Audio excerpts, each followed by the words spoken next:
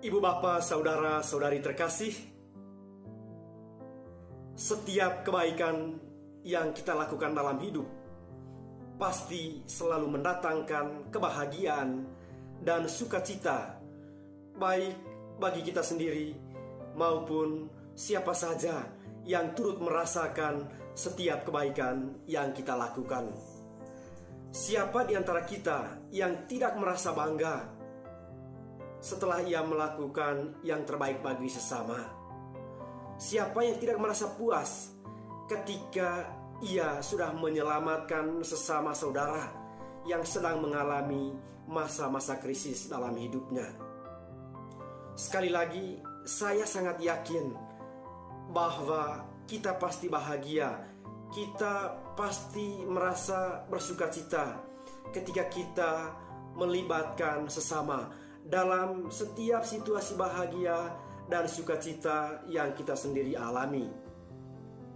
Namun seringkali kita merasa bahwa kebahagiaan kita belum sempurna, manakala setiap kebaikan yang kita lakukan tidak diketahui oleh orang banyak. Kita selalu mau setiap kebaikan yang kita lakukan dalam hidup mesti harus selalu diketahui oleh orang banyak, supaya mereka mengakui kita, supaya mereka memuji kita, supaya kita disenangi, supaya kita diakui bahwa kita ini adalah orang-orang baik.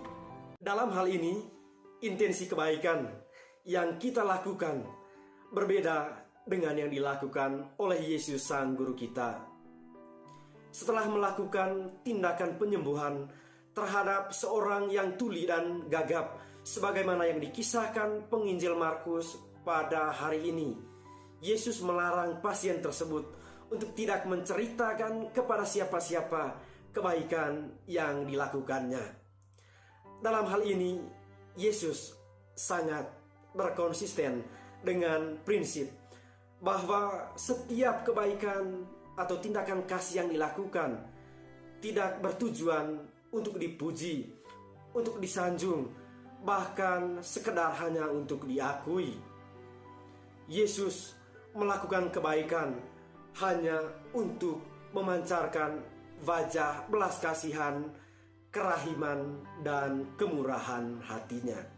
Saudara-saudari terkasih, kebaikan yang kita lakukan dalam hidup kiranya menjadi pancaran dari kebaikan yang dilakukan oleh Yesus sendiri.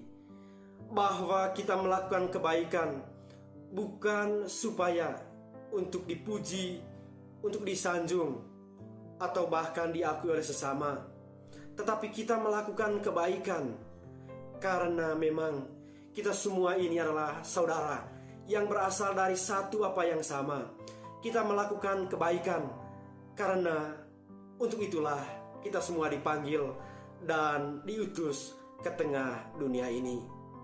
Ingatlah saudara-saudari terkasih, saat kita melakukan kebaikan, pada saat yang sama kita tidak hanya sedang berusaha untuk membahagiakan atau menyelamatkan hidup sesama, tetapi juga pada saat yang sama sebenarnya kita sedang memberikan investasi harta yang paling berharga di surga.